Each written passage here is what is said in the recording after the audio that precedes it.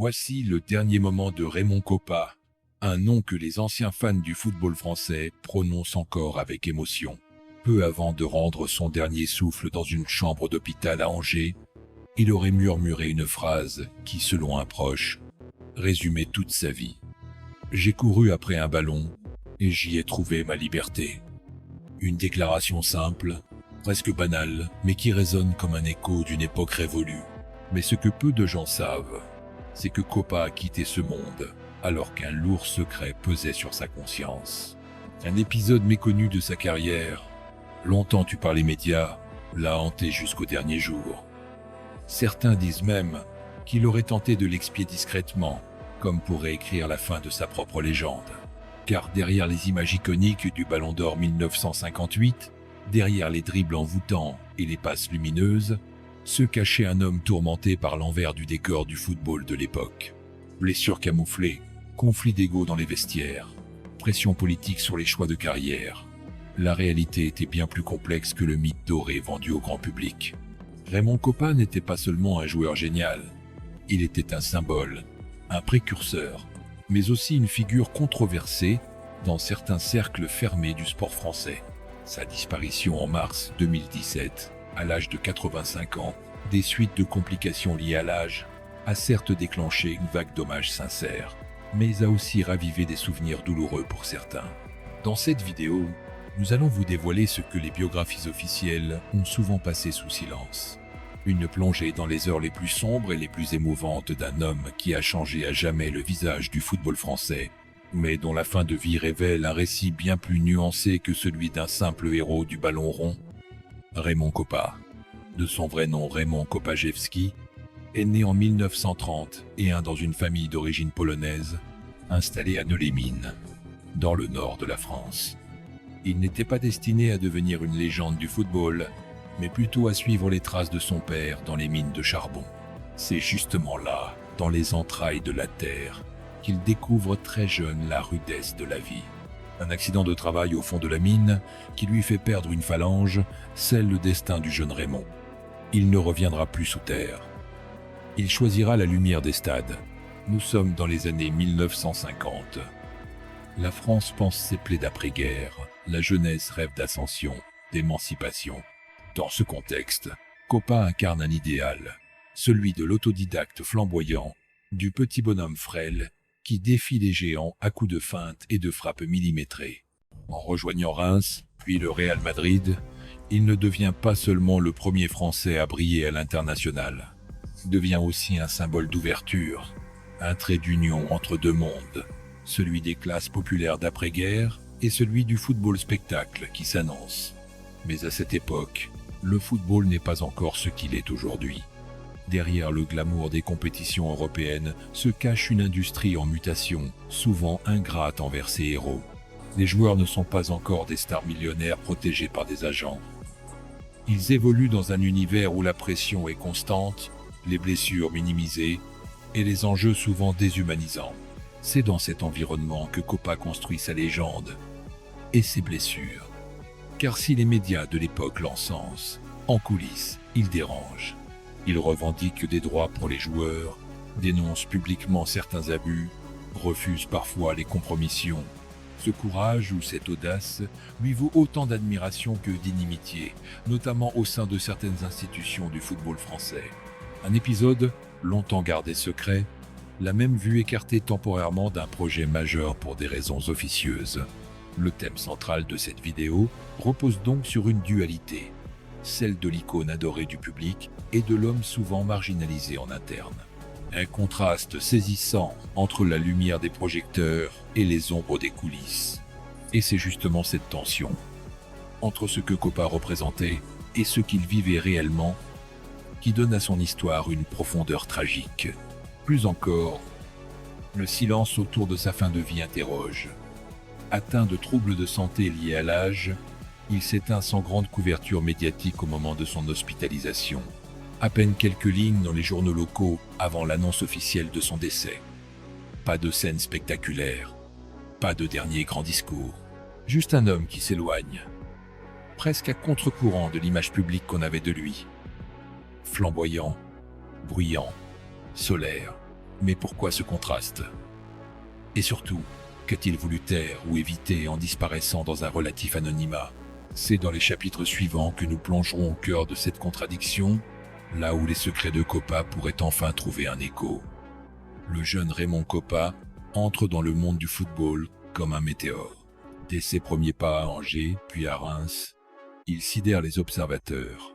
Sa vivacité, sa lecture du jeu et sa capacité à déséquilibrer n'importe quelle défense le rendent indispensable. Mais plus que le talent, c'est une détermination féroce qui l'anime. Pour lui, chaque match est une revanche sur la vie. Il n'a rien eu de facile. Alors il ne laissera personne lui prendre ce qu'il a durement gagné. L'événement initial qui marque un tournant dans sa vie, son transfert au Real Madrid en 1956. À l'époque, c'est un geste sans précédent pour un joueur français. Le Real est une machine à gagner, avec Di Stefano, Gento, Puskás. Mais Kopa ne se laisse pas intimider. Il s'impose, gagne 3 Coupes d'Europe consécutives et surtout, le Ballon d'Or en 1958. La France l'élève alors au rang de demi-dieu. Pourtant, en coulisses, les choses sont plus complexes. Un épisode en particulier, que peu de gens évoquent, a profondément marqué sa carrière. En 1960, après son retour en France, il se heurte à la Fédération française de football. Kopa, fort de son expérience à l'étranger, réclame une meilleure protection sociale pour les joueurs, la reconnaissance du statut professionnel et un syndicat.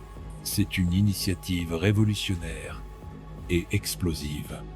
Très vite, il est qualifié de trouble-fête, de révolutionnaire. La presse le soutient mollement, les institutions le marginalisent. Certains clubs hésitent même à le recruter. Le scandale enfle lorsqu'une rumeur surgit. Kopa aurait été approché pour acheter son silence en échange d'un poste administratif dans la fédération. Il aurait refusé net, déclarant à un journaliste « Je préfère rester debout que de finir assis à signer des compromis ». Cette déclaration, peu relayée à l'époque, est pourtant révélatrice de son intégrité. Mais elle lui coûte cher. Côté vie privée, la lumière et l'ombre se mêlent aussi. Marié à Christiane, la sœur de son coéquipier Just Fontaine, il mène une vie relativement discrète. Mais en 1971, un article fait surface, évoquant une séparation momentanée liée à des tensions dans le couple, causées par les pressions médiatiques et les absences répétées. Un détail intime, peut être, mais révélateur d'un homme partagé entre sa passion et les réalités de sa vie d'époux et de père. Dans les années 1980 et 1990, Kopa s'efface peu à peu. Il accorde quelques interviews, commente de loin l'évolution du football moderne, qu'il juge trop commercial, trop déconnecté du peuple. Il reste un nom, un mythe, mais dans un coin, loin des projecteurs. Un événement inattendu va pourtant le remettre au centre de l'attention. En 2004, Michel Platini, alors membre influent de l'UEFA, le cite dans un discours comme l'un des seuls à avoir osé dire non au système. Cette reconnaissance tardive suscite un regain d'intérêt. On redécouvre alors ses combats, ses déclarations, ses prises de position courageuses. Mais le mal est déjà là. À partir de 2012, son état de santé se dégrade. Il souffre de plusieurs pathologies liées à l'âge, troubles respiratoires, problèmes cardiaques, fragilité chronique. Il est hospitalisé à plusieurs reprises à Angers, loin de Paris, loin des caméras. Certains proches affirment qu'il aurait refusé un dernier hommage médiatisé, préférant s'éteindre à l'ombre, comme il a vécu les dernières années de sa vie. Le point culminant émotionnel de cette trajectoire vient peu, être là, Kopa, l'enfant des corons, le roi de Madrid, le héros de Reims, meurt presque en silence, le 3 mars 2017. 1 minute de silence lui est dédiée dans plusieurs stades, mais aucun hommage d'envergure nationale ne lui est rendu à ce moment-là. Ce n'est que plus tard, face aux réactions du public, qu'un hommage plus officiel est organisé. Les conséquences de cette absence initiale de reconnaissance sont vives. Beaucoup s'indignent. D'anciens joueurs montent au créneau. Des pétitions circulent. Comment un pays peut-il oublier un de ses plus grands héros? La vérité, c'est que Kopa avait dérangé. Et dans certains cercles, on ne lui avait jamais pardonné son franc-parler. Sa mort révèle alors un fossé entre l'image publique qu'on avait fabriquée de lui, le génie tranquille, et l'homme de combat qu'il a toujours été.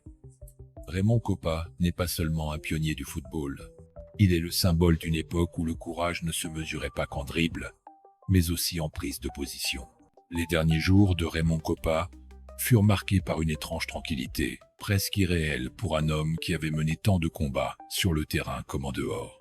Hospitalisé à l'hôpital d'Angers, affaibli par des complications respiratoires et cardiaques, il s'éteint le 3 mars 2017. Pourtant, aucun communiqué officiel ne fut publié immédiatement. Ce silence prolongé a étonné, voire choqué, de nombreux fans et journalistes. Pourquoi ce silence ? Pourquoi n'y a-t-il pas eu d'alerte médiatique sur la gravité de son état ? Plusieurs proches ont témoigné par la suite. Raymond Kopa aurait expressément demandé qu'aucune couverture médiatique ne soit faite autour de sa santé. Il voulait mourir comme un homme ordinaire, sans la foule, sans les hommages excessifs, sans que l'on scrute son dernier souffle. Mais derrière cette pudeur apparente, certains voient une vérité plus sombre. Kopa savait qu'une partie du monde du football ne l'avait jamais vraiment accepté.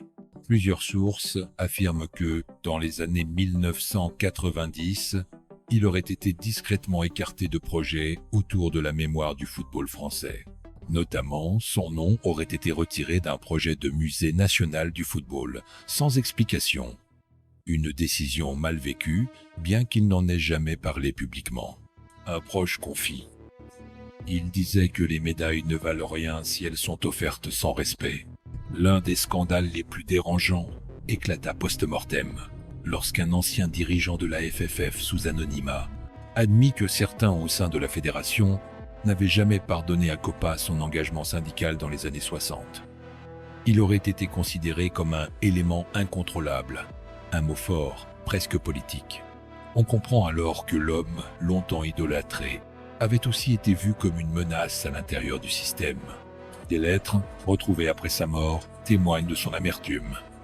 Dans l'une d'elles, adressée à un ami journaliste, il écrit « J'ai vu le football devenir une industrie, et j'ai vu les hommes disparaître derrière les logos. » Une phrase puissante, presque prophétique, qui révèle un homme lucide, peut être désabusé, mais toujours fidèle à ses valeurs.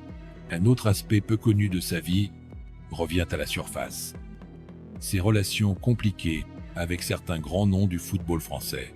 Michel Hidalgo, par exemple, avait admis dans un livre que Kopa avait été volontairement écarté des cercles décisionnaires dans les années 80, car il parlait trop vrai, trop direct, trop sincère. Les réactions du public à sa mort sont pourtant massives. Des milliers de messages affluent sur les réseaux sociaux. Des hommages spontanés se forment dans les stades, à Reims, Madrid et même à Angers. Des fans déposent des fleurs, des ballons, des maillots. Un hashtag viral est lancé « Merci Kopa ». La presse internationale salue sa mémoire. The Guardian parle de lui comme un visionnaire sous-estimé. Marque à titre « El Français que conquisto Madrid ». Mais en France, les hommages officiels restent timides. C'est cette dissonance qui choque. Le peuple pleure, mais les institutions restent en retrait. Quelques jours plus tard, face à la pression, la FFF organise un hommage tardif, avec un discours froid, sans profondeur. Un ancien coéquipier présent ce jour-là lâche devant les caméras. Kopa méritait mieux. Il n'a pas seulement marqué des buts, il a marqué des esprits. En coulisses, un autre scandale surgit. Une fondation portant son nom, initiée discrètement pour soutenir les jeunes joueurs issus de milieux modestes, n'aurait jamais reçu les subventions promises par certains partenaires publics. Là encore, silence, disparition des preuves. Une négligence ou une volonté d'effacer une partie de son héritage? Les théories se multiplient. Mais ce qui reste, c'est l'émotion brute. Les images d'un stade de Reims illuminé en son honneur. Les chants de supporters madrilènes qui scandent son nom. Et cette citation, reprise partout, il a vécu en homme libre, il a joué en homme fier. Kopa, jusqu'à la fin, est resté fidèle à ses valeurs. Il a refusé les compromis, affronté l'oubli, et est parti avec la dignité d'un roi silencieux, un homme dont la vérité dérangeait, mais qui n'a jamais cessé de la porter. Chez Nom de la Chaîne, nous ne voyons pas Raymond Kopa seulement comme un joueur de football d'exception. Nous le percevons comme une figure tragique et lumineuse à la fois, un homme qui a transcendé les limites du sport pour incarner une certaine idée de la dignité et de la rébellion. Un homme dont les dribbles parlaient aussi fort que ses silences. Il y a chez Kopa cette rare dualité, l'icône adulée par les foules et l'homme marginalisé par l'institution. Un héros populaire que l'élite n'a jamais totalement accepté. Pourquoi ? Parce qu'il n'était pas contrôlable, parce qu'il n'a jamais joué le jeu du pouvoir, parce qu'il a préféré la sincérité à l'ambition, la vérité au confort. Le football moderne aime les récits propres, les légendes lisses. Kopa, lui, était rugueux, humain, imparfait, mais authentique. C'est précisément ce qui le rend si fascinant. Il n'a jamais cherché à séduire les caméras. Il séduisait par son jeu, par sa parole rare mais puissante, par sa loyauté envers ceux qui n'avaient pas voix au chapitre. Nous croyons que Kopa a été, en quelque sorte, sacrifié sur l'autel de l'évolution du football. Quand le sport est devenu industrie, il a cessé d'y trouver sa place. Il a été mis de côté, comme un vieux vin que l'on cache, trop corsé, trop franc, trop fort pour les palais formatés. Mais à travers les témoignages, les hommages spontanés, les mots d'anciens joueurs et les chants des supporters, on comprend que la mémoire populaire n'a jamais cessé de battre pour lui. La vérité, c'est que Kopa appartenait au peuple. Il venait des corons, il parlait simple, il vivait sans filtre. Et cela, aucune institution, aucune stratégie de communication ne peut l'effacer. C'est aussi cela que cette chaîne veut célébrer. Non pas seulement les exploits sportifs, mais la part d'humanité, de doute, de combat intérieur. Kopa ne fut pas un saint, mais il fut un homme libre. Et dans un monde où tout est calculé, calibré, scénarisé, la liberté est un acte de résistance. Nous vous invitons à partager vos impressions. Avez-vous connu Kopa sur le terrain ? Ses prises de position vous ont-elles marqué ? Croyez-vous qu'il a été injustement oublié par les hautes sphères du football français ? Il est temps que les mythes ne soient plus seulement des légendes brillantes, mais aussi des vérités entières. Raymond Kopa mérite que l'on raconte son histoire dans toute sa complexité. Et aujourd'hui, grâce à vous, elle revit. Il y a des histoires que l'on croyait oubliées, mais qui ressurgissent avec la force des émotions vraies. Celle de Raymond Kopa en fait partie. Une vie, une époque, un combat et un silence. À la fin, plus parlant que 1000 discours. Aujourd'hui encore, il suffit d'évoquer son nom pour que les regards s'allument. Ceux qui l'ont vu jouer s'en souviennent comme d'un artiste. Ceux qui l'ont découvert après parlent de lui comme d'un exemple, d'un homme droit, un peu cabossé, mais profondément humain. Il y a dans la trajectoire de Kopa quelque chose de profondément nostalgique. Non pas d'un passé idéalisé, mais d'un football sincère, imparfait, ancré dans la boue et la sueur, où chaque passe avait du sens, chaque but une histoire. Il n'y avait pas de VAR, pas de contrat à 7 chiffres, pas de communication huilée. Il y avait des hommes, des doutes, des silences, des colères vraies, et parmi eux, un petit homme au regard déterminé qui portait les espoirs de toute une génération. À sa manière, Raymond Kopa fut un poète du ballon. Un poète ouvrier, fils de mineur, qui driblait comme on résiste. Il n'a jamais demandé à devenir une légende. C'est la vie, le jeu et sa droiture qui l'ont élevé. Il aurait pu devenir un simple nom dans une encyclopédie, mais aujourd'hui, il est bien plus. Un rappel que la grandeur ne se mesure pas en trophées seuls, mais en courage, silencieux. En refermant ce chapitre, on comprend que certains hommes ne meurent jamais tout à fait. Ils vivent dans les souvenirs qu'ils ont laissés, dans les valeurs qu'ils ont défendues, dans les silences qu'ils ont choisis. Raymond Kopa fait partie de ces histoires qu'on ne racontait plus. Mais maintenant, vous la connaissez.